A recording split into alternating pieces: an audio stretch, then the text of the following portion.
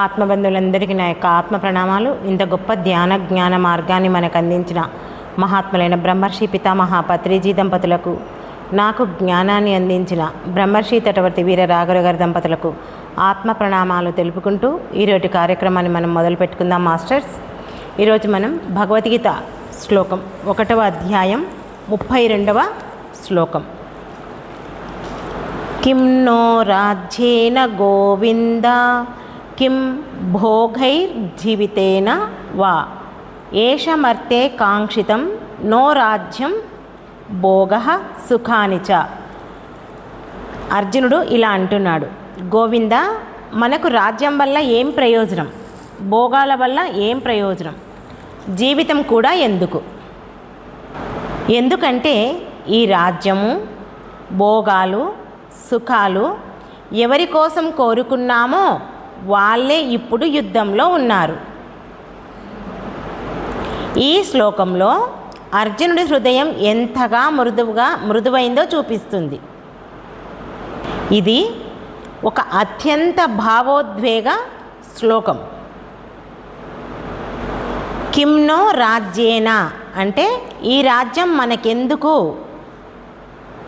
అర్జునుడు ఇప్పుడు ఆలోచిస్తున్నాడు. ఇంతకాలం రాజ్యం కోసం పోరాడాడు, కానీ ఇప్పుడు ఇది విలువలేనిదిగా కనిపిస్తుంది. కిం భోగై జీవితేనావా, భోగాలు ఎందుకు, జీవితం కూడా ఎందుకు? ఇది చాలా లోతైనటువంటి భావం. మనిషి ఇలా అనడం అంటే అతను జీవితంపై ఆసక్తి కోల్పోయాడు. ఏషాం అర్థే కాంక్షితం నః అంటే ఎవరి కోసం మనం ఇవన్నీ కోరుకున్నామో, అర్జునుడు చెప్తున్నది తండ్రులు, గురువులు, స్నేహితులు, బంధువులు, వీరి కోసమే రాజ్యం కావాలని అనుకున్నాడు. కానీ ఇప్పుడు వాళ్ళే ఎదురుగా ఉన్నారు. ఇది అసలు బాధ. వాళ్ళే ఇప్పుడు యుద్ధంలో చనిపోతే అప్పుడు ఆ రాజ్యం నాకెందుకు? అర్థమైందా? ఇన్ని రోజులేమో రాజ్యం కావాలని కొట్లాడిండంటే కావాలని అడిగిండ్రు. ఇప్పుడేమో ఏం చేస్తున్నాడు? ఏ రాజ్యం కోసమైతే అడిగామో మరి వాళ్ళందరూ తన వాళ్ళే అనే సంగతి ముందుకు పోయినాక, యుద్ధం ముందలు పోయినాక అర్థమైంది. తెలిసిన తర్వాత ఇప్పుడు ఏం చేస్తున్నాడు? ఎవరి కోసమైతే నేను ఇదంతా కోరుకున్నానో వాళ్ళందరినీ చంపాల్సి వస్తుంది. అందరూ నా వాళ్ళే ఉన్నారు అని ఇప్పుడు ఆయన బాధపడుతున్నాడు. మరి వీళ్ళంతా చనిపోతే నాకు ఇంక రాజ్యం ఎందుకు అని అడుగుతున్నాడు. మరి మన జీవితంలో మనకి ఈ శ్లోకం ఒక గొప్ప సత్యాన్ని చెబుతుంది. ఏంటి ఆ సత్యం? నోట్ చేసుకోండి. మనం సంపాదించేది మన వాళ్ళ కోసం, సాధించేది మన వాళ్ళ కోసం. చూడండి, డబ్బు సంపాదిస్తాం ఎవరి కోసం? కుటుంబం కోసం. జీవితంలో ఎంతో కష్టపడతాం. ఎందుకు? సంతోషంగా జీవించడానికి. జీవితంలో ఎంతో ఎదుగుతాం. ఎందులో ఎదుగుతాము అంటే డబ్బు పరంగా అనుకోండి, జ్ఞానపరంగా అనుకోండి, ఎన్నో రకాలుగా మన జీవితంలో మనం ఎదుగుతుంటాం. ఎదిగేది ఎందుకు అంటే మన వాళ్ళతో పంచుకోవడానికి. కానీ వాళ్ళే లేకపోతే ఆ సాధనలకి అర్థం ఉండదు. ఓకే, మరి మన జీవితంలో మనం చూస్తుంటాం కదా, ఏమంటారు? ఇల్లు లేనప్పుడు ఇల్లు కావాలి అనుకుంటాం. ఎంతో కష్టపడి ఇల్లు కట్టుకుంటాం. ఒక్కొక్కసారి ఆ ఇల్లు కట్టుకున్న ఇంట్లోకి పోకముందే మన యొక్క జన్మని చాలించాల్సి వస్తుంది. అవునా కాదా? పోనీ అట్లా కాకుండా కానీ జీవితంలో ఎంతో ఉన్నతంగా అభివృద్ధి చెందింటారు. చెందిన తర్వాత కొన్ని రోజులు కూడా సంతోషంగా ఉండకముందే ఒకరికొకరు దూరం అయ్యారే అనుకుందాం. అప్పుడు ఏమంటారు? అబ్బా లేనన్ని రోజులు లేకపాయే, ఇప్పుడు ఉందనుకుంటే సంతోషపడదామంటే సంతోషపడే యోగ్యం లేదు, ఇంత కష్టపడి సంపాదించి ఏం లాభం అని మనం మన జీవితంలో ఎన్నోసార్లు అనుకుంటాం. మనం అనుకున్నదే అర్జునుడు కూడా ఇంత కష్టపడి ఆ రాజ్యాన్ని సంపాదించి ఏం చేసుకోవాలి, ఎవరూ లేకపోతే ఏం చేసుకోవాలి అని అర్జునుడు కూడా ఎంతో బాధపడుతున్నాడు. ఓకే, నెక్స్ట్ అర్జునుడు ఇక్కడ ఒక స్థాయికి వచ్చాడు. అతను భోగాలు, రాజ్యము, జీవితము ఇవన్నీ ఎందుకు అని ప్రశ్నిస్తున్నాడు. ఇది సాధారణంగా జ్ఞానం వచ్చే ముందు వచ్చే దశ. అంటే ఇక్కడ విరక్తి ప్రారంభం అయ్యింది, కానీ ఇది సరైన విరక్తి కాదు. ఇది విషాదం వల్ల వచ్చినటువంటి విరక్తి. ఇక్కడ అర్జునుడికి ఈ రాజ్యం ఎందుకు, ఇవన్నీ ఎందుకని విరక్తి వచ్చింది. కానీ ఆ విరక్తి సరి అయిన టైంలో రాలేదు, విషాదంతో ఉన్నప్పుడు వచ్చినటువంటి విరక్తి. ప్రతి ఒక్కరికి జీవితంలో ఎప్పుడో ఒకప్పుడు ఏమంటారు, ఈ విషయ వాంఛలు, ఈ రాజ్యము, భోగాలు, రాజ్యం అంటే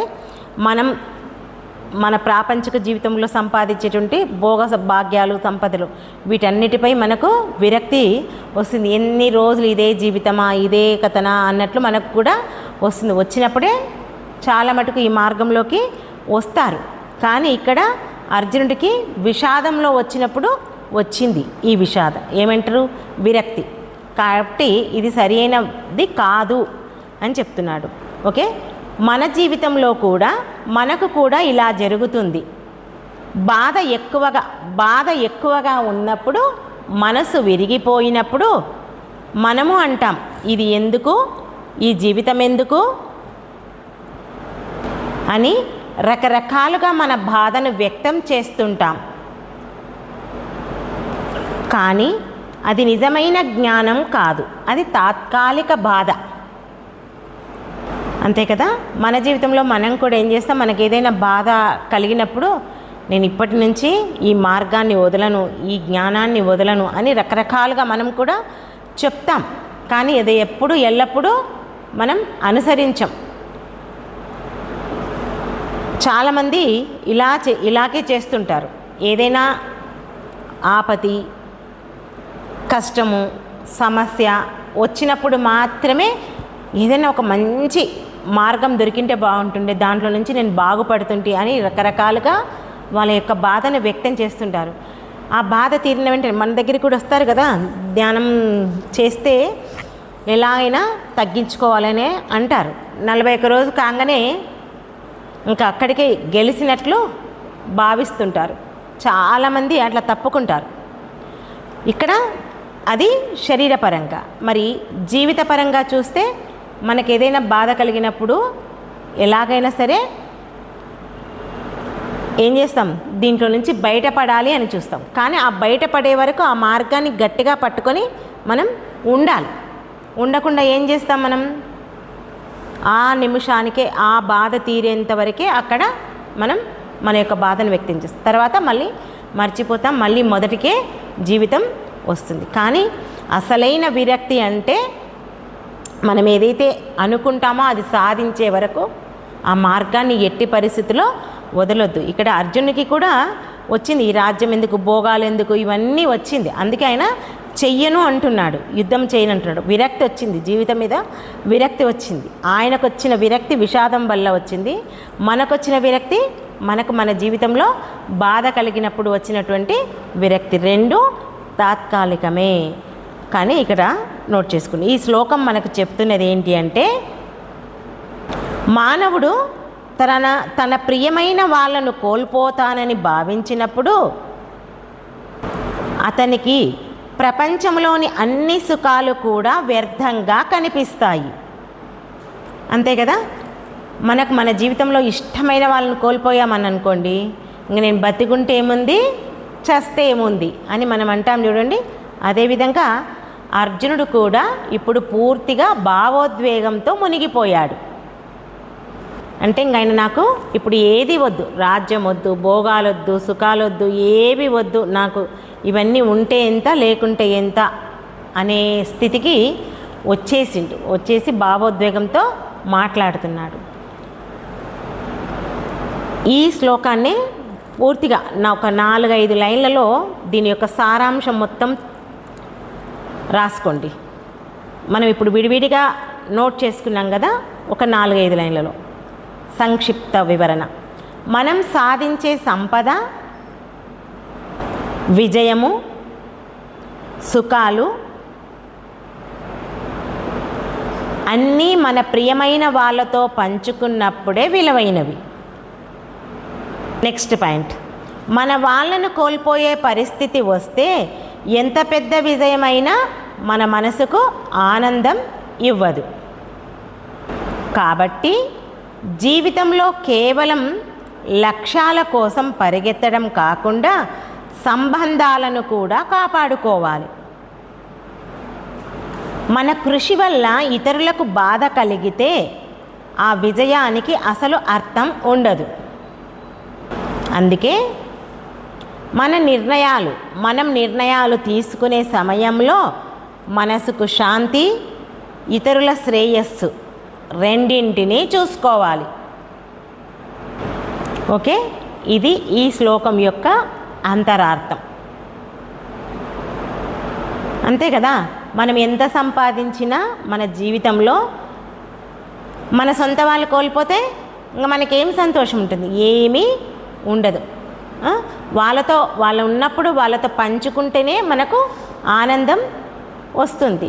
మరి ఎదుటి వ్యక్తిని బాధ పెట్టి హింసించి మనం ఎంత గెలిచినా మనకేమీ సంతోషం ఉండదు. ఆ మనసులో బాధ అనేది మనకు ఉంటుంది.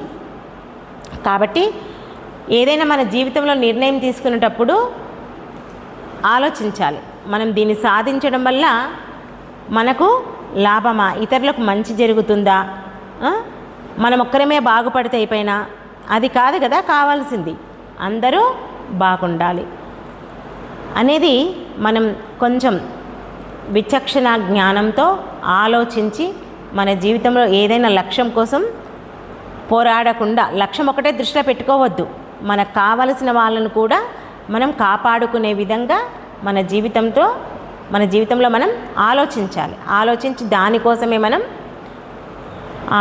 లక్ష్యాన్ని సాధించడానికి మనం అడుగు ముందుకు వేయాలి. అప్పుడే వాళ్ళకు మంచి జరుగుతుంది, మనకు మంచి జరుగుతుంది. ఇది ఈ శ్లోకం యొక్క అంతరార్థం. ఓకే మాస్టర్స్, ఈ అవకాశం నాకు ఇచ్చినందుకు మీ అందరికీ నా యొక్క కృతజ్ఞతలు. Thank you.